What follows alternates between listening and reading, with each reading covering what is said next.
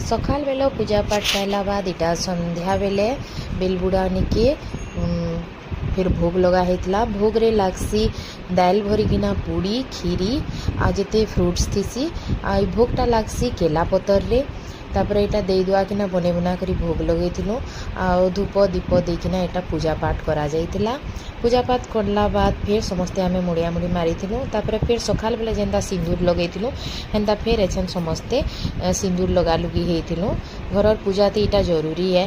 आ पूजा पाठ हेले आमे सबु देरेन जेटेन जहा थिसु परिवार आमर गुटे ना खाना पीना करसु तो सबे मिली मिसी करी इटा रंधा बड़ा करूथुलु। आ गुटे ने ही रांधले सबे मिली मिसी करी करसु।